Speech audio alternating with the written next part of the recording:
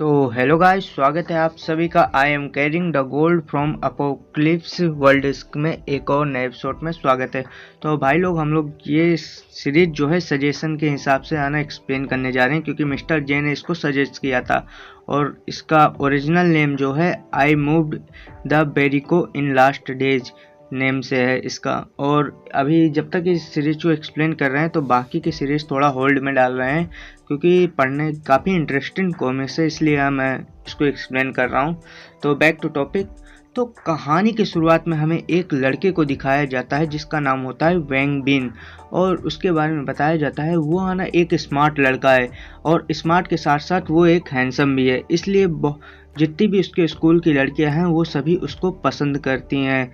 और तभी हमें दिखाया जाता है काफ़ी सारी लड़कियां उसको प्रपोज कर रही होती हैं, लेकिन वो सभी की रिक्वेस्ट को खारिज कर देता है और बोल रहा होता है मेरे पास पहले से ही एक गर्लफ्रेंड है। और उसकी गर्लफ्रेंड को दिखाया जाता है जिसका नाम चाओ क्विन होता है, और वो स्कूल की सबसे टॉप ब्यूटी होती है। और बोल रही हो, और तभी हमारा जो वैन पिन होता है वो बोल रहा होता है सॉरी, लेकिन मेरे को पास है एक गर्लफ्रेंड, तो आपको उदास करने के लिए मुझे माफ़ कर देना। और तभी उसके बारे में फिर से बताया जाता है कि वो अपनी लाइफ में भले एक विनर की तरह दिखे, लेकिन वो बहुत ही ज़्यादा मेहनत करता है पैसे कमाने के लिए, ताकि अपनी गर्लफ्रेंड को खुश कर सके। और तभी वो एक बंदे के सामने बोल रहा होता है प्लीज़ मुझे ये जॉब दे दीजिए, मुझे हायर कर लीजिए। और तभी वो बंदा कह रहा होता है चलो ठीक है, तो जाके तुम टॉयलेट साफ करो आज से।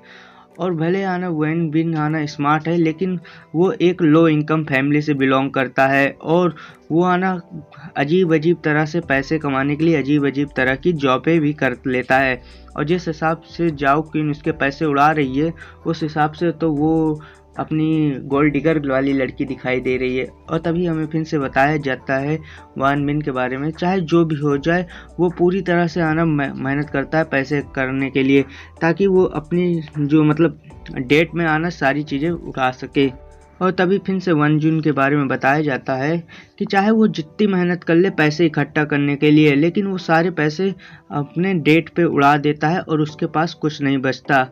और उसके पास डेटिंग के बारे में ज़्यादा एक्सपीरियंस नहीं है, लेकिन वो अपनी गर्लफ्रेंड को दिलाने के लिए कभी भी पीछे नहीं हटता। और वो कह रहा होता है अपनी गर्लफ्रेंड जाओ किन से कि जाओ तुम्हें जो भी खरीदना है खरीद लो। और जाओ किन कह रही होती मैं बहुत ही ज़्यादा खुश हूँ, तुम तो एकदम बेस्ट हो। लेकिन एक दिन का सीन दिखाया जाता है जब वो गेम खेल रहा होता है, और बताया जा रहा होता है वन जिन एक स्मार्ट लड़का ही नहीं बल्कि एक प्रो गेमर भी है। और तभी वो एक कंप्यूटर स्क्रीन के सामने बोल रहा होता है बैठे कि फाइनली मैंने ये गेम को पार कर लिया, और मैंने करीबन हर दिन के कुछ ही घंटे इस गेम को दिए हैं, और मैंने इस एक महीने के अंदर ही इस गेम को कंप्लीट कर लिया। और तभी दिखाया जाता है उसकी स्क्रीन में एक नोटिफिकेशन आती है, और इसमें लिखा होता है कॉन्ग्रेचुलेसन इस टेस्ट को पास करने के लिए, अब तुम हाई रिसोर्सेज प्लेयर बन चुके हो, और तुम्हारे लिए एक चांस दे रहे हैं कि तुम ट्रेवल कर सको अपोक्लिप्स वर्ल्ड में। और लेकिन याद रखना एक वार्निंग टाइप नोट भी होता है कि अगर तुम इस वर्ल्ड में अपोक्लिप्स वर्ल्ड में मरते हो तो तुम रियल वर्ल्ड में भी मर जाओगे। हाँ, अगर इस गेम में रिस्क हाई है तो इसका तुम्हें इनाम भी बहुत ही अच्छा मिलेगा। अब चॉइस तुम्हारे ऊपर है, यस या नो। और उस चीज़ को देख के अपना वैन विन सोच रहा होता है आखिर मेरे को अपोक्लिप्स वर्ल्ड में क्या सचमुच मौका मिलेगा जाने का। लेकिन उसमें एक रिमाइंडर भी है, अगर मैं अपोक्लिप्स वर्ल्ड में मरता हूँ तो मैं रियल वर्ल्ड में भी मर जाऊंगा। और ये मामला थोड़ा सा इंटरेस्टिंग लग रहा है, और वो यस का बटन दबा ही देता है। लेकिन स्क्रीन के सामने काफ़ी देर बैठने के बाद भी कुछ नहीं होता, जिससे वो गुस्सा हो जाता है। बोल रहा होता है साला कमीनापंती वाली किस्मत है, यहाँ पर तो कुछ भी नहीं हुआ, और मैं ही एकदम स्टूपिड इंसान हूँ जो इस तरह की चीज़ों पे विश्वास करता हूँ।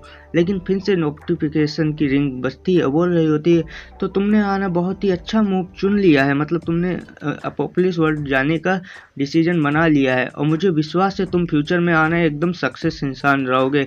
लेकिन तुम्हें कुछ रूल के बारे में जान लेना चाहिए जब तुम अपोक्लिप्स वर्ल्ड में जाओ। नंबर 1 रूल का नाम यह है कि अगर तुम अपोपोलिस वर्ल्ड में मरते हो तो तुम रियलिटी में भी मर जाओगे। रूल नंबर 2, तुम आना अपोपोलिस वर्ल्ड में रहोगे तो करीबन तुम्हें 7 दिन तक सरवाइव करना पड़ेगा, उसके बाद ही तुम वापस आओगे। नंबर 3 का रूल था, इस अपोपोलिस वर्ल्ड का जो टाइम रेशियो है वो अलग हिसाब से चलता है। इसका मतलब 1/7 और तुम्हें लमसम अपोपोलिस वर्ल्ड में 7 दिन बिताने पड़ेंगे। नंबर 4, तुम आना नॉन लिविंग चीज आना इधर से उधर लेके जा सकते हो। और नंबर 5, अपोपोलिस वर्ल्ड में मतलब आना जो जगह है वो बहुत ही ज़्यादा डेंजरस और क्रूअल है, इसलिए तुम्हें बहुत ही सावधानी बरतनी पड़ेगी। और तुम्हारी जो जर्नी है अपोपोलिस वर्ल्ड की वो करीबन 4 घंटे में चालू हो जाएगी, इसलिए तुम अपने आप को तैयार रखना। और तभी आना वैन विन इस सारी चीज़ों को पढ़ के बोल रहा होता है, इसका मतलब कि आना अपोपोलिस वर्ल्ड है और मैं उधर जाने के लिए तैयार हूँ और मुझे बस उधर 7 दिन के लिए ही 7 दिन के लिए ही उधर सरवाइव करना पड़ेगा, इसलिए और उसके बाद मैं उधर से वैल्यूएबल मतलब कीमती आइटम भी उधर से ले आता हूँ। और मेरे पास 4 ही घंटे हैं सारी तैयारी करने के लिए, इसलिए मैं जाके कुछ खाना और पानी का इंतजाम कर लेता हूँ ताकि मैं 7 दिनों तक सरवाइव करूँ। और फूड और वाटर सबसे बड़ी ज़रूरत है, और फ्लैश लाइट और एक स्टन गन का भी इस्तेमाल। और तभी वो अपनी पॉकेट को देखता है जो कि पूरी तरह से खाली होती है और वो कह रहा होता है, पिछले हफ्ते मैंने अपनी गर्लफ्रेंड के ऊपर पूरे पैसे उड़ा दिए हैं, ऐसा लग रहा है मेरे को कुछ पैसे हानफी और ली पिंग से उधार लेने पड़ेंगे। और तभी हानफी और ली पिंग का सीन दिखाया जाता है जो कि गेम खेल रहे होते हैं और एक दूसरे को कह रहे होते हैं। हानफी कहता है कि तुम हार जाए हो, अब हार मान जाओ और वो जो नूडल है अब मेरा होगा, लेकिन हैंड पिप कह रहा होता है तो तुम जैसा कहते हो वैसा हो नहीं सकता, मैं भी गेमिंग में प्रो प्लेयर हूँ, इसलिए नूडल मेरा ही होगा। और तभी दरवाज़ा खुलता है, वहाँ से अपना वैन बिन आ जाता है और उसको देख के आना दोनों बोल रहे होते हैं, तुम तो काफ़ी समय बाद आए हो। और तभी दूसरा बंदा बोल रहा होता है, क्या जॉन क्विन ने आना तुम्हें वापस आने दे दिया। और तभी आना फिर से वैन बिन बोल रहा होता है, मैं इधर इसलिए आया हूँ। और तभी आना उसके दोस्त इसकी बातें समझ जाते हैं और कह रहे होते हैं, ये लो मेरी पैसे, और हाँ जॉन को अच्छा फील कराना और उसको कुछ अच्छा खिलाना। और दूसरा बंदा भी अपने पैसे निकाल के दे देता है और बोल रहा होता है, जब आना मतलब तुम अपने ऊपर आना कुछ भी नहीं खर्चा करते, बस आना जॉन क्विन के ऊपर ही खर्चा करते रहे, तो कुछ अपने लिए भी बचाओ ताकि तुम्हारे अच्छा रहेगा। और तभी उसके पैसे देखते हुए कह रहा होता है, लेकिन ये तो तुम्हारे सारे पैसे हैं, आखिर आना तुम आखिर क्या करोगे इस सारी पैसों का। लेकिन उसको पैसे दे के वो लोग बाहर निकाल देते हैं, बोल रहे होते हैं, तो तुम अगर हमें अपना भाई मानते हो तो ये पैसे लो और इधर से जाओ, और हाँ बहुत ही ज़्यादा लेट हो गई है और जल्दी जाओ और उसको एकदम अच्छा राइस बना के खिलाओ, और हम लोग समझते हैं तुम्हारे बारे में। और तभी वैन बिन बोल रहा होता है, अरे तुम जैसा सोच रहे हो वैसा नहीं है। लेकिन वो दोनों दरवाजे बंद करते हुए बोल रहे थे, जल्दी जाओ वो तुम्हारा इंतज़ार कर रही है, उसको लेट मत कराओ। और तभी वो दोनों वापस गेमिंग में लग जाते हैं और उनके पैसे लेके वैन बिन रोते हुए कह रहा होता है, ब्रदर्स जब मैं अमीर बन जाऊंगा और मैं अपोपोलिस वर्ल्ड से आने के बाद तो मैं तुम्हारा जितना भी कर्जा है सब चुका दूंगा। और तभी एक सीन शिफ्ट होता है तो एक खाली जगह मैदान का सीन होता है और वो खड़ा होता है, बोल रहा होता है, सारी चीज़ें खाना पानी सब चीज़ तैयार हो गई है, अब मैं 7 दिनों तक सरवाइव कर सकता हूँ। और मैंने ये जो हैंडल मतलब ये जो फावड़ा आना लेके आया है अपोपोलिस वर्ल्ड में, ये काफ़ी काम करेगा और ये डिफेंस के रूप में भी मैं ले सकता हूँ और इसको ट्रेजर खोदने में भी काम कर सकता हूँ।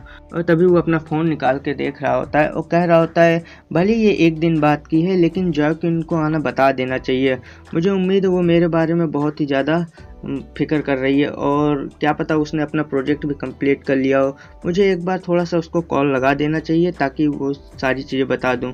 और तभी क्विन का फ़ोन लग जाता है और वो कह रही होती है, वैन क्विन आखिर तुमने मुझे फ़ोन क्यों किया। और तभी वैन बिन कह रहा होता है, क्विन ही मैं आना थोड़ा पार्ट टाइम काम कर रहा हूँ कल के दिन, तो मैं तुमसे बाद में मिलूँगा। और तभी क्विन बोल रही होती, चलो ठीक है, मेरे को भी तुमको कुछ बढ़ाना है, लेकिन वैन बिन बोल रहे हैं, मुझे पता है कि मैं सही हूँ, चलो फिर इसके बाद मिलते हैं। और तभी क्विन बोल रही होती, चलो ठीक है, मैं भी तुम्हें बताऊँगी। और तभी फिर से वैन भाई बोल रहा होता है, हाँ चलो जब मैं वापस आऊँगा तो मैं तुम्हें सरप्राइज़ दूँगा। और तभी क्विन बोल रही होती है, अच्छा ठीक है, चलो जब तुम आ जाओ तब मेरे को सरप्राइज देना। और फिर से अपने शर्म का मास्क उठा और मतलब एकदम खुशी वाला चेहरा बना लेती है। और तभी उसके बाजू में एक लड़का बैठा होता है, बोल रहा होता है आखिर तुम्हें इतनी नाइट को कौन कॉल कर रहा है, और उसके अजीब अजीब जगह पे वो टच कर रहा होता है। और तभी जाओ क्वीन बोल रही होती है तुम तो बहुत ही ज़्यादा नोटी हो और कोई भी इम्पोर्टेंट नहीं है मेरी लाइफ में, चलो सारी चीज़ें अब अपने मूड में काम करें। और इस तरह हमें पता चला कि जाओ क्वीन अपने वान बिन का फ़ायदा उठा रही है और गोल्ड डिगर है, और कार में जो होना होता है वो हो रहा होता है। भाई साहब इसका बहुत गंदा कटा, ये देख के तो मेरा आना दिल डोल गया। और अपना वैंग आना ये सारी चीज़ें सोच के इधर टेंशन में रो रहा होता है कि आखिर है मतलब उसने आना मेरा फ़ोन काट कैसे दिया, मुझे लगता है कि उसकी कुछ दिक्कत है। चलो बाकी बातें समझ में, आधी रात होने ही वाली है। और तभी दिखाया जाता है उधर का सीन शिफ्ट होता है तो एक बहुत ही बड़ी अंधेरे वाली जगह में आ जाता है और वो शॉक हो जाता है, बोल रहा होता है मैं आना अपोक्लिप्स वर्ल्ड में क्या आ गया हूँ, और ऐसा लग रहा है ये बहुत ही पुरानी बिल्डिंग है जो कि पूरी तरह से टूटी हुई है। अब मेरे को अपोक्लिप्स वर्ल्ड में जब आ गया हूँ तो मुझे पक्का है इधर ज़ॉम्बीज भी हो सकते हैं। और वो इधर उधर चीज़ों की कार्यवाही करने लगता है और इधर उधर देखने लगता है। और तभी वो बाहर का सीन देखता है तो वहाँ पे बहुत सारे ज़ॉम्बीज रहते हैं। और तभी फिर से वान बिन बोल रहा होता है कि मैंने अपनी सारी चीज़ें तैयार रख ली हैं, खाना पानी सारी चीज़ें 7 दिनों के लिए तैयार रखी हैं। अब मेरे को आना सारी चीज़ें इस वर्ल्ड की सारी डिटेल लेनी पड़ेगी और थोड़ी रिसर्च भी करनी पड़ेगी। अब देखता हूँ कि आखिर मेरा क्या इंतज़ार कर रहा है। और वो निकल जाता है सारी चीज़ों को देखने के लिए और बता रहा होता है कि स्ट्रेटजी नंबर ये है कि हमेशा अपने आप को छुपा के रखो और चुपके चलो, और सडन अटैक से भी आना एकदम सावधान रहो। और तभी उसके सब तरफ ज़ॉम्बी बढ़ते हैं और तभी वो स्ट्रेटजी नंबर 2 बताता है कि हमेशा ऐसा रास्ता लो जिसमें ज़ॉम्बीज तुम्हारा पीछा ना कर पकसाए और तुम्हारे पैटर्न को ना समझ पाए। और तभी तीसरी स्ट्रेटजी बताता है कि बाई चांस तुमसे ज़ॉम्बी मिल भी जाए तो वो लोग जो काम कर रहे हैं उनको करने दो, उनको डिस्टर्ब मत करो। और वो एक ज़ॉम्बी से चुपके बच रहा होता है, लेकिन तभी उसके पीछे काफ़ी ज़ॉम्बीज पड़ जाते हैं और बोल रहा होता है ये ज़ॉम्बीज बहुत ही ज़्यादा फास्ट है और मेरे को इनसे थोड़ा दूर के ही रहना चाहिए, और ये लोग ऐसा लग रहा है झुंड में ज़्यादा काम करते हैं।